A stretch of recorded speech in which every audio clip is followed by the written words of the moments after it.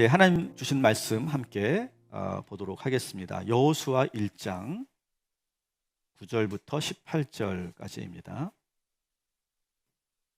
자, 먼저 말씀을 성경으로 잘 펼쳐 주시고 우리가 이제 성경 설교를 진행하는 가운데 말씀을 또 읽도록 하겠습니다. 오늘은 방금 말씀드린 것처럼 은사 설교 시리즈 마지막 시간입니다. 오늘은 이제 직능적 은사만 남았습니다. 한번 표를 봐주시면 지식의 은사, 영적인 은사, 사랑의 은사들을 우리가 다 언급했고요.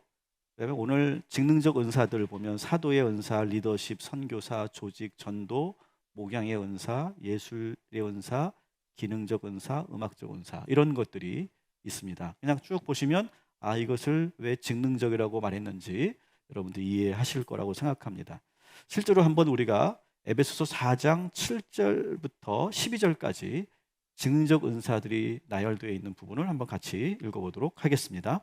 우리 각 사람에게 그리스도의 선물의 분량대로 은혜를 주셨나니 그가 어떤 사람은 사도로, 어떤 사람은 선지자로, 어떤 사람은 복음 전하는 자로, 어떤 사람은 목사와 교사로 삼으셨으니 이는 성도를 온전하게 하여 봉사의 일을 하게 하며 그리스도의 몸을 세우려 하심이라. 아멘. 자, 오늘 본문을 보니까 사도, 그죠? 사도, 선지자, 목사, 교사, 이런 은사들이, 저게 은사가 아니라 이건 직분 아닌가?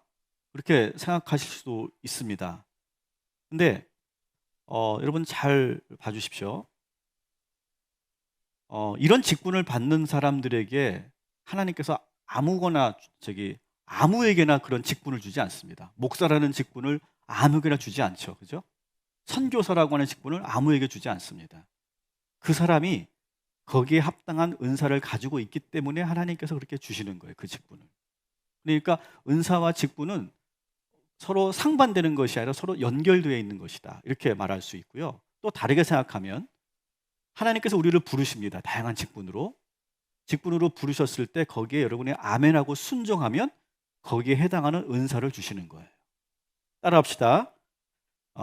오늘 설교 제목인데, 주님의 부르심에 순종할 때 은사를 주신다. 여러분, 그런 것을 아마 여러분 사역하면서 많이 경험하실, 특별히 셀 리더 여러분들 그런 경험 많이 해보실 거예요. 셀 리더를 보면 셀 리더가 하는 일이 목회자가 하는 일 거의 비슷합니다. 그냥 규모만 소그룹일 뿐이지 사실 셀 리더의 그 역할을 보면 목회자와 거의 같은 그런 사역을 합니다. 그래서 셀 모임을 인도하려면 어떤 가르치는 은사도 있어야 되고, 또 지식의 은사도 있어야 또 잘 가르칠 수 있습니다. 또 셀원들을 잘 섬겨야 되기 때문에 섬김의 은사도 있어야 돼요. 셀 리더들에게. 또 리더십도 필요하죠. 그 셀원들을 잘 이끌어 가야 되니까 리더십도 필요하고, 또 그 셀 조직을, 비록 그것이 소그룹이지만 거기도 조직이잖아요. 그 조직을 잘 이끌어 갈 수 있는 조직의 은사도 필요해요. 그래서 셀 리더를 하게 되면, 그 셀 리더로 순종하고 여러분이 그 직분을 감당하게 되면 성령께서 다양한 은사들을 같이 부어주시거든요. 목회자도 마찬가지예요. 저도 처음에 목회자가 되는데 너무너무 부족한 사람이었어요. 제가 누차 말하지만 저는 제일 힘들었던 게 사람들 앞에서 이렇게 이야기하는 거. 정말 저는 힘들었거든요. 그런데 목회자는 뭐 해야 됩니까? 설교를 해야 되잖아요.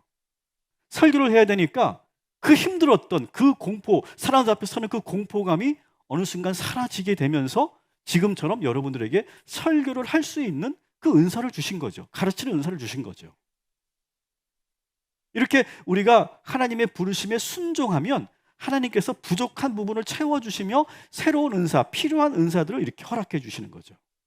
선교사님들은 더 그렇죠. 선교사님들은 완전 영적 불모지에서 선교를 하시기 때문에 더 강력하고 더 다양한 그런 은사들을 허락해 주시죠. 하나님께서 우리에게 뭔가를 맡기실 때, 그 직분을 맡기실 때 그냥 아무렇게나 주시는 것이 아니라 우리 이거를 다 보고 계시면서 부족한 것을 채워주시고 순종하는 자에게 은사를 주시는 거예요. 다시 한번 따라합시다. 주님의 부르심에 순종하면 은사를 주시고 능력을 주신다. 저는 오늘 이 시간 우리 모든 성도들이 다 순종하게 되고 모든 성도들이 다 은사를 받게 되기를 주님의 이름으로 축원합니다. 우리가 지금 5주 동안 우리 은사 시리즈를 하면서 아마 여러분도 느끼셨을 거예요. 아, 나에게는 그런 은사가 있구나. 이런 은사가 있구나. 우리 셀 모임에서도 보면 지금 은사에 대한 이야기를 지금 계속 하면서 보니까 각자가 자신의 은사에 대해서 나누고 있다 이렇게 말씀을 하시더라고요. 어렵지 않아요. 쭉 설명을 들어보면 아, 성령께서 나에게 이런 은사를 주셨구나. 그걸 느낄 수 있는 것들이 있죠. 자, 그런데 중요한 것은 뭐냐? 성령께서 우리 모두에게 다 은사를 주셨는데 그 은사를 하나님을 위해 교회를 위해 사용하지 않는다면 아무 의미가 없는 거예요. 마치 달란트 비유에서 한 달란트 받은 종이 그 달란트를 땅에 묻어두잖아요. 그죠? 아무 의미는 없는 거예요. 그건. 혹시 여러분 뭐 그런 궁금증도 있죠. 달란트와 은사의 차이는 뭐냐? 뭐 그런 궁금증도 있을 텐데 그 부분은 제가 나중에 기회 있으면 설명을 좀 드릴 거고요. 어쨌든 중요한 것은 뭐냐? 성령께서 우리에게 주신 은사를 땅에 묻어주지 말라는 거예요. 그것을 사용해야 된다는 거예요. 그리고 주님이 부르신 그 부르심에 순종할 때, 아멘하고 순종할 때 더 크고 다양한 은사를 주신다는 사실을 여러분 믿으시기 바랍니다. 성령님이 주신 은사를 사용하셔야 돼요. 사용하셔야 돼요. 써먹어야 돼요. 주님을 위해서, 교회를 위해서, 심지어는 이 사회를 위해서 사용하실 때 하나님께서 더 큰 은사를, 더 강력한 은사를 우리들에게 허락하여 주실 줄 믿습니다. 여러분 그런 순종하는 마음, 사모하는 마음으로 오늘 이 말씀을 잘 들어봐 주시기 바랍니다. 자, 우리 첫 번째 한번 따라갑시다. 예술적 은사, 기능적 은사, 음악적 은사. 한번 이렇게 하나로 묶어서 한번 제가 설명을 드려볼게요. 교회에는요 목사만 있어도 되는 게 아니에요. 정말 다양한 그러한 그 은사가 있는 성도들이 함께 해야 돼요. 첫 번째 이 기능적 은사에 대해 설교를 한다면, 이 기능적 은사 하면 제가 이렇게 이전 교회에서 기능적 은사 하면 생각나는 그 권사님이 있어요. 이름은 제가 뭐 여러분들에게 밝힐 필요는 없지만 그 권사님이 생각나요. 그 권사님은 교회에 딱 오잖아요. 그 권사님이 하는 행동이 있어요.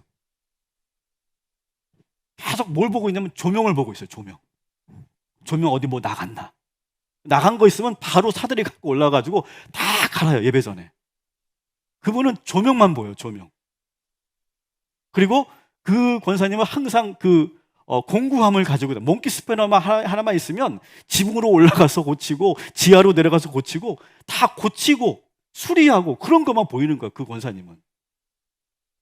또 이 권사님이 계시니까 저희 목회자들이 사역할 때 얼마나 편했는지, 권사님 그림을 대충 그려줘요. 이런 거 이렇게 우리가 행사할 때 필요한 이런 거 만들어줄 수 있어요. 그럼 네? 하고도 뚝딱뚝딱 해가지고 탁 만들어놔요.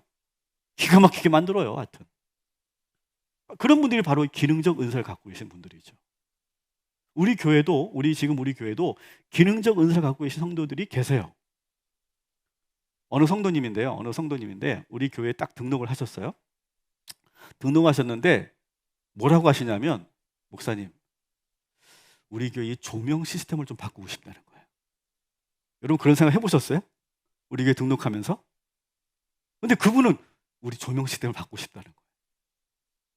그래서 제가 너무 속으로 신기하기도 하고 너무 감사하기도 하고, 어떻게 그런 게 보이실까? 그게 은사인 거죠, 은사. 여러분 뒤에 이 백드롭 보이시죠? 이 백드롭은요 우리가 업체를 우리가 불러다가 만든 게 아니에요. 우리가 다 이거 직영을 한 거거든요. 중국에서 제품을 다 주문을 해가지고 무역 통관 절차를 다 저희들이 밟아서, 우리 성도님들이 밟아서 그것을 가지고 와서 다 이걸 세팅을 하고, 이것만 있으면 되는 게 아니고 저 뒤에 보면 수많은 하드웨어와 소프트웨어가 있는데 그것도 다 일일이 구입해가지고 그걸 다 일일이 만들고, 또 이걸 하려면 전기공사가 필요한데 전기공사도 또 우리 집사님이 하시고. 그러니까 어떻게 보면 이 백드롭은요 기능적 은사를 갖고 있는 성도들의 작품인 거예요. 박수 한번. 그러니까 뭐 돈으로 한 게 아니에요. 우리가 돈이 있어서 한 게 아니라고요. 그렇게 은사를 갖고 있는 성도들이 하나둘 모여서 뜻을 모으니까 이러한 우리가 큰 프로젝트도 할 수 있었던 것이죠. 열왕기하 12장 11절부터 12절 같이 한번 읽어보도록 하겠습니다. 여호와의 성전을 맡은 자의 손에 넘기면 그들은 또 여호와의 성전을 수리하는 목수와 건축하는 자들에게 주고 또 미장이와 석수에게 주고. 자, 오늘 이 말씀을 보니까 솔로몬 성전을 만들 때 솔로몬만 있다고 성전 만들어지나요? 아니에요. 거기엔 누가 있어야 돼요? 목수가 있고 건축사가 있어야 되고 미장이 있어야 되고 석수가 있어야 되는 거예요. 여러분, 교회는요, 목사 한 사람으로 절대 이루어질 수 없어요. 다양한 은사를 받은 성도들이 함께 협력할 때 아름다운 교회, 건강한 교회가 만들어지는 줄 믿습니다. 따라합시다. 예술적 은사. 자, 이 예술적 은사는 뭐냐 하면 하나님으로 받은 은혜가 있잖아요. 하나님으로부터 받은 은혜를 표현을 할 때 그것을 예술적으로 표현하는 사람들이에요. 가령 춤으로, 그림으로, 시로, 연주로, 조각으로, 어떤 도자기, 도예로. 우리 지금 여기 보여드릴 준비는 안 돼 있지만 우리 성만찬 할 때 있잖아요. 성만찬 할 때 그 성만찬 도자기 있죠. 그거는 그런 예술적 은사 갖고 계신 분들이 만든 거죠. 연극으로, 다양한 예술적 표현으로 복음을 전하고 자신이 받은 은사를 표현하는 거예요. 그리고 이 예술적 은사를 갖고 있는 분들을 통해서 우리가 또 감동을 얻게 되고 또 이 기독교 문화가 더 풍성하게 만드는 분들이 바로 예술적 은사를 갖고 계신 분들이죠. 거기 대표되는 사람을 한번 우리 성경에서 찾아볼게요. 출애굽기 31장 2절부터 5절까지 한 사람이 나오는데 같이 한번 보겠습니다. 내가 유다 지파 훌의 손자요 우리의 아들인 부살레를 지명하여 부르고 하나님의 영을 그에게 충만하게 하여 지혜와 총명과 지식과 여러 가지 재주로 정교한 일을 연구하여 금과 은과 노스로 만들게 하며 보석을 깎아 물리게 하며 여러 가지 기술로 나무를 새겨 만들게 하리라. 아멘. 자, 누가 나옵니까? 부살렐이라고 하는 사람이 나오는데 이 부살렐에게 3절에 보니까 하나님의 영이 그에게 충만하게 임했다는 거예요. 그죠? 성령이 임하니까 그에게 지혜와 총명과 지식과 여러 가지 재주를 주신다는 거예요. 그죠? 은사를 주신다는 거죠. 그래서 어떻게 합니까? 금이나 은이나 보석이나 나무나 돌 그런 것들을 잘 재련하고 그걸 깎고 다듬어서 성전에서 필요한 성막에서 필요한 아름다운 성물들을 만들어내는 그런 예술가가 되게 하셨다라고 하는 거예요. 여러분, 예술을 하시는 분들은 아실 거예요. 노래하는 사람 너무 많고요. 그림 잘 그리는 사람 너무 많습니다. 춤 잘 추는 사람 너무 많고 연기 잘하는 사람 너무 많습니다. 정말 많아요. 그런데 그 중에 유독 어떤 사람은요, 그 작품이, 그 노래가 정말 예술적인 분들이 있어요. 그 왜 그럴까요? 그들에게는요, 신적인 그런 능력이 임하는 거예요. 하나님의 영이 임할 때 바로 그런 남들은 따라갈 수 없는 예술적 능력을 갖게 되는 거죠. 자, 미켈란젤로 그림을 우리가 잘 알고 있는 그림이죠. 이 그림을 보면 정말 하나님의 그 영감이 충만할 때 그려진 그런 작품이다. 세계적으로 위대한 작품이다. 그렇게 평가받지 않습니까? 이게 바로 예술적 은사를 갖고 있는 사람들의 모습이죠. 자, 여기 꽃꽂이를 한번 봐주세요. 꽃꽂이. 이 꽃꽂이도 우리 교회 권사님께서 하시는 건데 저는 이 꽃꽂이 하시는 우리 권사님을 이렇게 관찰해 보면 참 대단하다고 생각해요. 여러분, 이 꽃꽂이 한번 하려면 새벽에 꽃시장을 가야 됩니다. 그리고 그것을 다 여기다 옮겨 와가지고 꽃꽂이를 하는데 제가 보니까 계속 무릎 꿇고 계속 허리를 굽혀서 3시간, 4시간 꽃꽂이를 하시는 거예요. 그래서 권사님 너무 힘들지 않으세요? 라면 하나도 안 힘들대. 난 그게 이해가 안 돼. 어떻게 안 힘들겠어? 무릎을 꿇고 3시간씩 그렇게 하는데 어떻게 그게 안 힘들겠어? 근데 하나도 안 힘들대. 기쁘시다는 거예요. 저는 이런 예술적 은사를 갖고 있는 성도들이 우리 교회에 많아지고 그 성도들이 그 예술적 은사로 여러분 사용되어질 때 이 교회는 더 아름다워지게 될 것이고 우리 예배는 더 풍성하게 될 거라고 생각해요. 여러분 가운데 예술적 은사를 갖고 계신 분들이 계시다면 땅에 묻어두지 마시고 사용하시기 바랍니다. 하나님께서 기뻐하시고 하나님께서 여러분들의 그 예술적 능력을 더 귀하게 사용하여 주실 줄 믿습니다. 또 따라합시다. 음악적 은사. 자, 음악적 은사는 예술적 은사와 같은 거 아닌가? 거기에 포함되는 거 아닌가? 그렇게 생각할 수 있죠. 그런데 따로 분류한 이유가 있어요.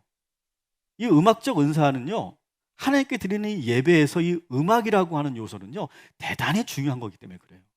음악이 없으면 예배가 되지 않습니다. 음악이 상당히 중요한 요소를 갖고 있어요. 그래서 이 음악적 은사를 갖고 있는 사람들은요, 무엇보다 하나님을 찬양하는 것을 기뻐하는 사람들이에요. 하나님을 찬양하는 것을. 제가 그림 하나 보여드릴게요. 이게 다윗이 지금 춤추며 지금 옷을 벗고, 왕이 저러면 안 되잖아요. 왕이 저렇게 옷을 벗고 막 하나님을 찬양하는 거예요.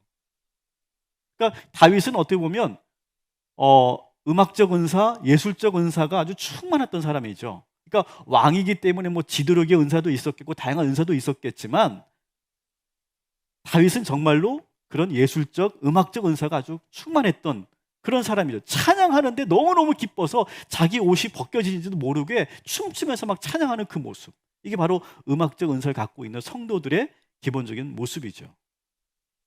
그러니까 음악적 은사를 갖고 있는 사람은 노래를 잘할까요? 못할까요? 노래를 잘할 수도 있고 못할 수도 있어요. 여러분 생각해 보세요. 전문 클래식 성악을 한 사람들, 뭐 유명한 가수들도요, 교회에 와서 찬양하는 걸 별로 안 좋아하면 그 사람에게는 음악적 은사가 있는 게 아니에요. 재능은 있는지 모르겠지만. 근데 우리 교회도 그런 분이 계시는데 노래는 조금 부족해. 근데 찬양을 너무 좋아하는 분들이 있어요. 찬양을 하는 걸 너무너무 기뻐하는 분들, 그런 분들이야 말로 음악적 은사를 가지고 있는 분들이죠. 그러니까 지금 뭐 우리 찬양대, 드림 찬양대라든지 뭐 여기 우리 경배와 찬양팀이라든지 이런 팀들에 있는 분들은 98% 음악적 은사를 갖고 있는 분들이에요. 저런 분들은 그냥 거의 98%라고 생각하면 돼. 왜냐하면 좋으니까. 근데 여러분, 이 회중석에도 찬양의 은사를 갖고 있는 분이 참 많죠, 우리 교회에. 그래서 이렇게 음악적 은사를 갖고 있는 분들이 갖고 있는 그 놀라운 현상은 뭐냐면, 이 코로나 상황에, 이 어려운 상황에, 대면하기 어려운, 대면 예배 드리기 어려운 이 상황에서도 이 찬양팀은 죽지 않았어요. 더 뜨겁게 찬양했고, 모이게 힘쓰고 찬양으로 하나님께 영광 올려드리고, 그 열정 어디서 나오냐고요. 은사를 받았기 때문에 그 열정이 나오는 거예요. 그러니까 내가 무슨 은사를 받았을까? 이렇게 여러분 뭔가 찾으려고 할 때 딱 하나만 보시면 돼요. 내가 그 사역을 하면 기쁜 거예요. 기쁜 거. 지치지 않는 거예요. 즐거운 거예요. 그러면 내가 그 은사를 받았구나. 여러분 그렇게 생각하시면 돼요. 또 따라합시다. 전도의 은사. 자, 이 전도의 은사는 말 그대로 전도를 하고 싶은 마음이에요. 전도를 하고 싶은 마음. 불신자들에게 복음을 전하고 성도들이 교회에서 신앙생활 잘 할 수 있도록 인도해주는, 교회로 인도하는 그런 은사를 갖고 있는 사람들. 그러니까 상담의 은사를 받은 사람들은 마음이 아픈 사람이 보인다 그랬고, 병고침의 은사를 받은 사람들은 병이 아픈 사람들이 더 마음이 쓰인다고 그랬죠. 근데 전도의 은사를 갖고 있는 사람들은요, 복음을 알지 못하고 믿지 않는 사람들이 자꾸 마음에 걸리는 거예요. 저 사람이 예수 믿어야 되는데, 저분이 정말 교회 다녀야 되는데, 하나님을 만나야 되는데, 막 그게 막 어떻게 할 수 없어서 막 안타까워하는 그런 마음, 그것이 바로 이 복음의 은사, 전도의 은사를 갖고 있는 거죠. 여러분, 이 코로나 3년 동안 우리 한국 교회는 대단한 위기를 지금 맞고 있어요. 많은 교회들이 지금 부흥을 멈추게 되었고, 또 교회에 대한 이미지가 상당히 실추되어 있어요. 전도의 열기가 완전히 식어져 있어요. 요즘 같은 시대에 여러분 길에서 한번 전도 한번 줘보세요. 아마 막 우리를 막 바이러스 보듯이 할걸요. 저 사람 왜 그래 하면서 아마 더 이상하게 우리를 쳐다보여요. 그래서 우리도 사실은 좀 위축되어 있어요. 전도하는 것에 대해서. 자, 그런데 여러분, 우리 교회에 전도의 은사를 갖고 계신 분들이 있어요. 우리가 이렇게 위축되어 있는 이 상황에서 우리 전도팀, 우리 집사님들은 매주 모여서 전도 패키지를 만듭니다. 거기에 주보도 넣고 전도지도 넣고 선물도 넣고 그래가지고 패키지를 만들어서 그걸 들고 100개, 200개씩 들고 아파트로 가는 거예요. 아파트에 올라가서 고층에서부터 쭉 내려오면서 일일이 다 그것을 걸어놓으면서 기도하면서 내려오는 거예요. 여러분, 20층, 30층 아파트에서 내려온다고 생각해요. 걸어서. 한번 그거 하고 나면 막 그냥 겨울인들 온몸에 땀이 막 나고 막 다리가 후들후들 거리는데도 그래도 이 전도를 해야 된다고 일념 하나로 전도하는 그런 분들이 계시다고요, 우리 교회에. 아셨어요? 알고 계세요? 그분에게 박수 한번 합시다. 지금까지 우리 이 전도팀이 한 이렇게 전도 개수가 3,000개래요. 3,000개. 놀라지도 않으시네. 3,000 가정에게 이걸 지금 전도하고 계신 거예요. 이거 왜 그러냐고요? 이거 제가 하라고 시킨 거 아니거든요. 그냥 알아서 하시는 거예요, 그게. 그러니까 이게 설명할 수 없는 거예요. 저는 우리 전도팀에게 이 말씀으로 저는 축복하고 싶어요. 로마서 10장 14절 같이 읽겠습니다. 그런즉 그들이 믿지 아니하는 일을 어찌 부르리요 듣지도 못한 일을 어찌 믿으리요 전파하는 자가 없이 어찌 들으리요 보내심을 받지 아니하였으면 어찌 전파하리요 기록된 바 아름답도다 좋은 소식을 전하는 자들의 발휘함과 같으니라. 아멘. 여러분 보세요. 전파하는 자가 없는데 어떻게 복음이 들려져요? 전도하는 자가 없는데 어떻게 복음이 들려지고 어떻게 사람들이 교회를 찾아옵니까? 그들에게 지금 이렇게 축복하죠. 따라합시다. 아름답도다 좋은 소식을 전하는 자들이여. 아름답도다 좋은 소식을 전하는 자들의 발걸음이여 축복이 있으라. 이렇게 축복하는 거예요. 여러분 전도는 해도 되고 안 해도 되는 그러한 선택이 아니라 우리의 필수고 예수님의 지상 명령이죠. 근데 그것을 더욱더 열심히 낼 수 있는 그런 전도의 은사가 우리 모두에게 더 부릴 듯 일어나서 우리가 이럴 때일수록 오히려 더 복음을 들고 나아가는 그런 믿음의 전도팀들이 되기를 주님의 이름으로 축원합니다. 또 따라합시다. 리더십의 은사, 조직의 은사. 자, 이 리더십의 은사가 조직의 은사를 같이 설명을 드릴게요. 같이 연결되어 있기 때문에 그래요. 리더십을 연구하는 학자들은 이러한 문제 제기를 가지고 연구를 합니다. 여러 이제 주제들이 있지만 그 중에 하나가 뭐냐면 리더십이라고 하는 것은 과연 타고난 것인가 아니면은 훈련을 통해서 얻어질 수 있는 것인가? 여러분 어떻게 생각하세요? 리더십이라는 거. 원래 타고나는 것일까요? 아니면 훈련을 통해서 얻어지는 것일까요? 제가 성경적으로 제가 답변을 드리면 하나님께서 기름 부어 주시면 리더십이 생기는 줄 믿습니다. 저는 그게 답이라고 생각해요. 성경을 보면 그런 예가 참 많아요. 기드온, 그의 직업이 뭐였죠? 농부였어요. 농부. 사울, 농부였어요. 근데 하나님께서 그들에게 함께 하시고 하나님의 영이 그들에게 임하니까 그가 위대한 사사가 되기도 하고 이스라엘의 왕이 되기도 하죠. 다윗 보세요. 다윗은요 소년 목동이었어요. 어린 목동이었는데 그에게 기름이 부어지고 하나님께서 그 머리 위에 운행하시니까 그가 이스라엘의 왕이 되잖아요. 또 한 사람이 있죠. 베드로는요 어부였어요. 근데 이 어부긴 어부인데 어떤 어부야? 물고기를 못 잡는 어부야.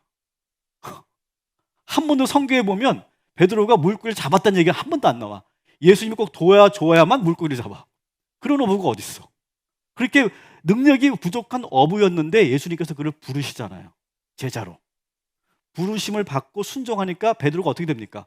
12명의 제자 가운데 수제자가 되고 그리고 초대교회를 대표하는 사도가 되고 더 놀라운 것은 배운 것이 없는 이 베드로가 수천 명이 모여있는 곳에 설교를 했는데 3,000명씩 막 복음을 듣고 막 예수 믿게 되고 가르치는 은사, 설교의 능력이 막 나타나고 이게 언제 됐다는 거예요? 예수님을 만나고 주의 영이 임하니까 그런 리더십이 생긴다는 것이죠. 오늘 우리가 집중해서 볼 인물이 누구냐면 여호수아인데요. 여호수아는 어떤 사람입니까? 모세의 뒤를 이어서 이스라엘의 새로운 지도자가 된 사람이에요. 지도자가 됐어요. 한 나라에. 기분이 좋을까요? 어떨까요? 지도자가 됐어. 좋을까요? 여호수아는 하나도 좋아하지 않습니다. 여호수아 1장 1절부터 8절까지 보면 여호수아가 좋아하기는커녕 두려움에 완전히 휩싸여 있는 것을 보게 됩니다. 왜 두려웠냐면 야, 내가 모세처럼 할 수 있을까? 사람들이 정말 모세처럼 나를 따라줄까? 끊임없이 모세와 나를 비교하겠지. 그러면서 나의 잘못한 걸 계속 또 비판하겠지. 제일 두려운 거, 하나님이 모세에게 함께 하셨던 것처럼 나에게도 함께 하실까? 막 그런 두려움 속에 휩싸여 있어요, 이 여호수아가. 근데 그때 하나님께서 여호수아에게 3번이나 계속 반복하는 구절이 오늘 말씀이에요. 자, 성경을 펼쳐 보시고 여호수아 1장 6절에 보면 따라합시다. 강하고 담대하라, 이렇게 말해요. 그런데도 여호수아가 그 두려움을 떨치지 못해요. 그러니까 7절에 다시 말합니다. 따라합시다. 오직 강하고 극히 담대하라. 점점 표현이 강해지죠, 그죠? 그래도 정신을 못 차려요. 그래도 두려움 속에서 벗어나지 못해요. 그러니까 이제 9절에서 하나님께서 말씀하시죠. 같이 읽겠습니다. 내가 내게 명령한 것이 아니냐. 강하고 담대하라. 두려워하지 말며 놀라지 말라. 내가 어디로 가든지 내 하나님 여호와가 너와 함께 하느니라 하시니라. 아멘.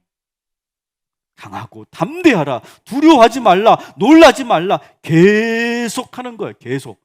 그만큼 지금 이 여호수아는 멘탈이 깨져 있는 상황이었다는 거예요. 계속 말씀하셔. 계속 힘을 주시는 거예요. 자, 그랬더니 1장 10절부터 18절에 완전히 여호수아가 다른 사람이 되어버려요. 그 변화된 모습 우리가 보게 되는데요. 여호수아가 이렇게 말합니다. 이렇게 행동합니다. 우리 10절부터 11절 같이 읽겠습니다. 이에 여호수아가 그 백성의 관리들에게 명령하여 이르되 진중에 두루 다니며 그 백성에게 명령하여 이르기를 양식을 준비하라. 사흘 안에 너희가 이 요단을 건너 너희의 하나님 여호와께서 너희에게 주사 차지하게 하시는 땅을 차지하기 위하여 들어갈 것임이니라 하라. 아멘. 자, 여호수아가 이제 어떻게 하냐면 상당히 조직적으로 움직입니다. 조직을 동원해요.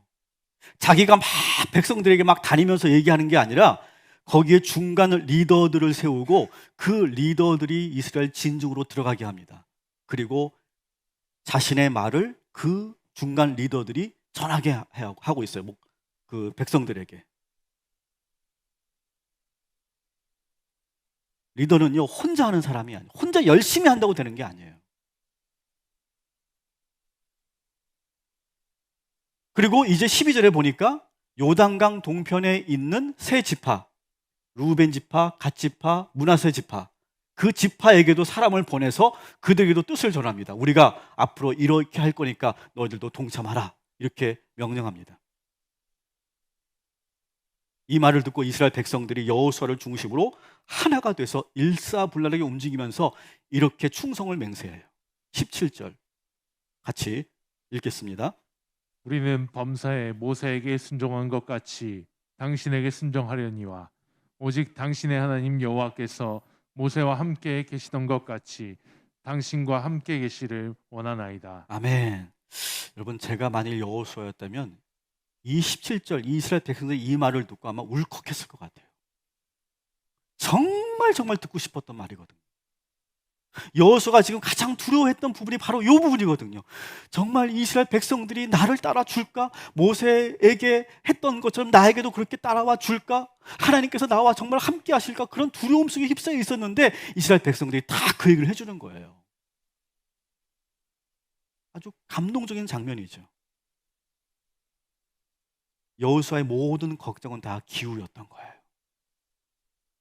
실제로 여러분, 여호수아는요, 제가 보기에 제가 성경에서 가장 탁월한 리더십을 갖고 있는 사람이 누구냐라고는 저는 단연 모세가 아닌 여호수아를 꼽아요. 다윗보다도 저는 여호수아가 더 리더십 부분에서는 저는 더 탁월하다고 생각해요. 왜 그러냐면 모세와 비교해 보면요, 모세는요 40년 동안 그 이스라엘 백성을 이끌고 가면서 수많은 저항을 만납니다. 막 백성들이 막 따라오다가도 불평하고 막 반란 일으키기도 하고 막 비판하기도 하고 막 모세가 막 쓰러집니다. 막 너무너무 힘들어서 막 쓰러지고 막 괴로워하고 막 화내고 막 그럽니다. 근데 여호수아가 딱 지도자가 되니까요, 이스라엘 백성들이 일사불란하게 착착착 움직여요. 한 번도 여호수아에게 반대하는 사람이 없었어요. 제가 그림 하나 보여드릴게요. 요단강을 건너가는데도요, 여호수아는요 딱 이렇게 합니다. 맨 앞에 언약궤를 탁 제사장들이 세워놓고 갓지파, 루벤 지파, 문하 지파, 한 지파 딱 앞에 선봉에 서게 하고 뒤에 딱 서게 하는 거예요. 이게 바로 조직이죠, 조직. 이제 건너입니다. 건너면 또 그 행렬이 또 바뀌어요. 언약궤가 옆에서 딱 백성들을 같이 호위하면서 가고 앞에 선봉대가 딱 앞에 가는 거죠. 여러분, 이제 모세가 홍해를 건널 때 이런 게 있을까요? 그냥 건넜어요. 그냥 거기는 어떤 조직도 없어, 행렬도 없어. 근데 여호수아 이런 걸 참 기가 막히게 잘합니다. 이게 바로 리더십의 은사고 조직의 은사라고 볼 수 있죠.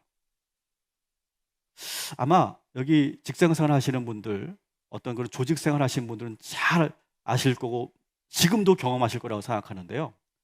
똑같은 부서고 똑같은 구성원들이, 똑같은 사람들이 모여 있는데 리더 하나 바뀜으로 인해서 부서가 완전히 바뀌는 그런 거 많이 경험해 보셨을 거예요. 그죠? 팀장 하나 바뀌었는데 그 부서가 완전히 바뀌어버려요. 분위기가 바뀌고요, 매출이 갑자기 올라가고 성과도 좋아지고, 그 조직이 처음에는 아주 작은 조직이었는데 그 리더가 한 사람 바뀜으로 해서 그 조직이 더 커지고, 그런 것들을 아마 여러분 경험해 보셨을 거예요. 그러니까 리더는요, 혼자 일하면 안 되죠. 혼자 열심히 한다고 되는 게 아니에요.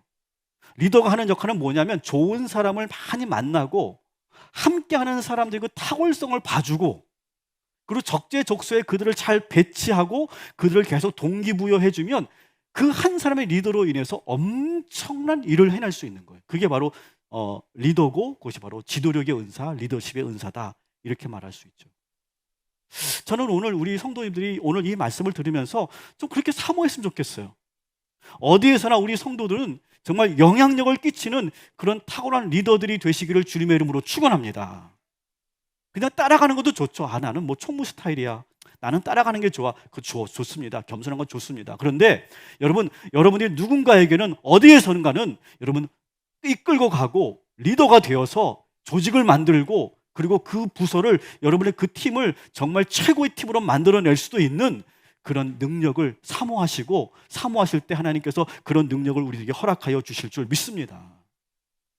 그래서 여러분 그 지도력의 은사로 교회에서도 사용해 주시고, 여러분 가정에서도, 여러분 일터에서도 정말 그 능력이, 그 은사가 잘 사용되기를 다시 한번 주님의 이름으로 축원합니다. 이제 모든 은사에 대한 설명을 제가 다 마쳤어요. 성경에 다양한 은사들이 있구나라고 하는 걸 여러분 알게 되셨을 거예요. 여러분 은사를 발견하셨어요? 자, 은사를 발견하는 법을 다시 한번 여러분들에게 정리해서 말씀을 드리고, 여러분들에게 드린 이 리스트에 여러분 꼭 기재를 해주시면 좋겠습니다. 자, 은사를 발견하는 방법을 제가 정리했는데요. 은사는 사모하는 자에게 주십니다. 필요로 하는 자에게 은사를 주세요. 그래서 여러분 사모하시기 바라고요. 두 번째는요, 은사에 맞는 사역을 할 때 기쁘면 그게 은사라고 말씀드렸어요. 지치지 않고 기쁘면. 그리고 좋은 열매가 나타납니다. 다양하니. 그리고 유독 더 많이 관심 가는 그런 사람이나 대상이나 그런 게 있어요. 그러면 그게 내 은사구나, 이렇게 볼 수 있죠. 그리고 은사는요, 개발하면 개발할수록 그 능력이 더 커져요. 사용하면 사용할수록 더 커지고, 사용하지 않고 땅에 묻으면 그것은 사라지게 돼요. 그래서 땅에 묻어주지 말고 은사를 사용해야 된다는 거예요. 그리고 주님께서 맡기신 일에, 부르신 일에 순종하면 거기에 맞는 필요한 은사들을 막 부어주세요. 여러분 이러한 원리를 가지고 여러분 우리가 은사를 사모하고 받은 은사로 교회를 위해, 하나님을 위해 봉사하고 쓰시기 바랍니다. 그리고 그렇게 되면 우리 교회는요, 더 건강한 교회가 되고, 목사 한 사람이 끌고 가는 그런 독재적인 교회가 아니라 모두가 합력하여 선을 이루어가는 그런 교회가 될 거라고 생각해요.